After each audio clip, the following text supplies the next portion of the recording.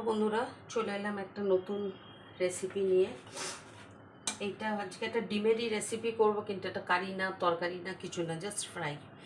আজকে পুজো থেকে সমানে তোমরা সবাই জানো খাওয়া দাওয়া প্রচুর হচ্ছে, মাছ মাংস ইত্যাদি। তো এখন আর ওই সব খেতে ইচ্ছে হচ্ছে না, মুখটা একদম না। তার মধ্যে ঘরে অসুখ বিসুখ ছড়িয়ে গেছে, সর্দি কাশি ঠান্ডা জ্বর, আমি ভুগলাম, এখন আমার মেয়ে।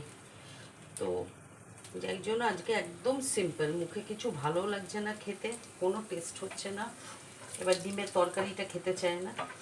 তো তাই জন্য একটা ডিম ভাজার রেসিপি করছি। আচ্ছা, এটা করতে গেলে আগে ডিমটাকে সেদ্ধ করে ভেজে নেবে, ভেজে এরকম দু অর্ধেক করে কেটে নেবে।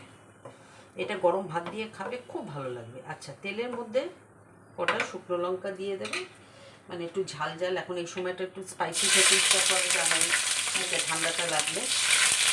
আচ্ছা, কাঁচা লঙ্কা, পেঁয়াজ, একদম সিম্পল, খুব ভালো। এটা জাস্ট গরম ভাতে খাবে। আর একটু তেলটা বেশি লাগে এটাতে, কেন ভাতটা পুরো এই তেল, শুকনো লঙ্কা, কাঁচা লঙ্কা, পেঁয়াজ দিয়ে মেখে খেতে হয়। তো যার জন্য একটু তেলটা লাগে, তেলটা একটু বেশি করে দিতে হবে। আর কিছু না, শুধু এই একটা দিয়েই খাওয়া হয়ে যাবে। এমনিও তো মুখে টেস্ট নেই বলে সেরকম খাওয়া খেতে পারা যাচ্ছে না। তো যেটুকু ভাত খাবে এইরকম তেল দিয়ে এইভাবে পেঁয়াজ লঙ্কা ভেজে, জাস্ট শুকনো গরম ভাত আর এই ভাজা, খুব ভালো লাগবে। আচ্ছা, একেবারে আমি একটুখানি পেঁয়াজের মধ্যে নুন দিয়ে দিলাম হালকা। ভাত মেখে খাওয়ার সময় যদি মনে করো প্রয়োজন হয় নুন লাগবে, তাহলে নুন একটু দিয়ে খেতে পারে। চলো দেখতে থাকো। একঘেয়ে ডিমের তরকারি, ডিমের কারি, এগুলো একঘেয়ে হয়ে গেছে, সবসময় একই রকম খাওয়া মুখে ভালো লাগে না। আর মাছ মাংসর উপর সত্যি কথা এখন ভক্তি উঠে গেছে, কেন খাসি মাংস বলো, মুরগি মাংস বলো, মাছ বলো, আর ভালো লাগছে না। সেই পুজো থেকে শুরু হয়েছে খাবার, এখনও চলছে। তাই জন্য আজকে একটুখানি রিলিফ দিলাম, মনে করলাম যে না, একটু হালকা কিছু খাওয়া যাক, যেটা মুখটাও ভালো লাগে, টেস্টটাও জিভে ফেরায়। তো একটু ঝাল ঝাল করে এটা হবে, গরম ভাতে মাখবে, তেলটা বেশি করে দিয়ে খুব ভালো লাগবে।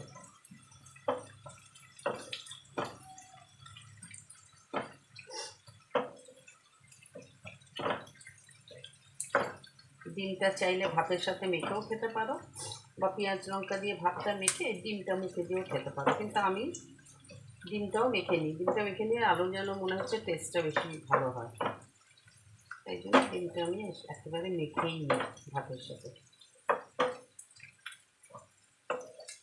পেঁয়াজটা কিন্তু বেশি লাল হয়ে পুড়বে না, একদম এমন কনসিস্টেন্সিতে থাকবে যে তিতকুটেও লাগবে না, মুখটা ভালো লাগবে। একটু ব্রাউন, গোল্ডেন ব্রাউন করলেই হবে।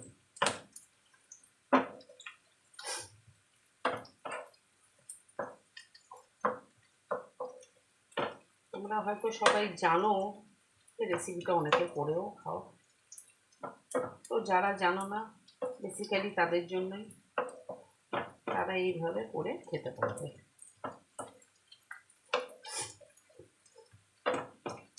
আচ্ছা, ছেড়ে দেবে না, কনস্ট্যান্ট নাড়াতে থাকবে, মানে একদিকটা পুড়ে যাবে, একদিকটা কাঁচা থাকবে, খেতে আরও বাজে লাগবে খেতে। তো একদম ইভেনলি নাড়া দিতে থাকবে, যাতে পুরো সব পেঁয়াজ ভালোভাবে ক্রিস্পি হয়, ভালো হয়।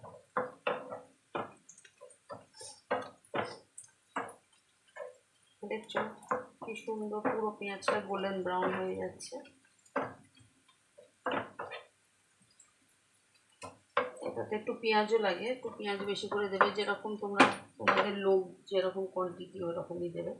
আচ্ছা, এবার ডিমগুলোকে এর ওপর দিয়ে বসিয়ে দেবে।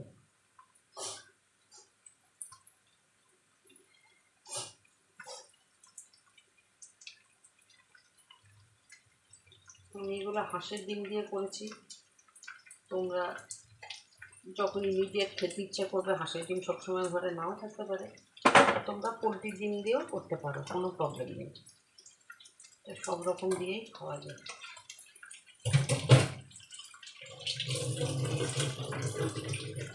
ডিমটা দিয়ে কিছুক্ষণ রাখবে, একদিকটা হবে, তারপর আস্তে আস্তে করে উল্টে দেবে,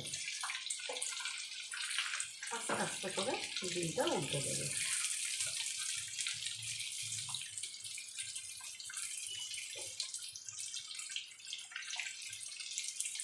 এমনিতে তো ডিমটা ভেজেই নেবে আগে,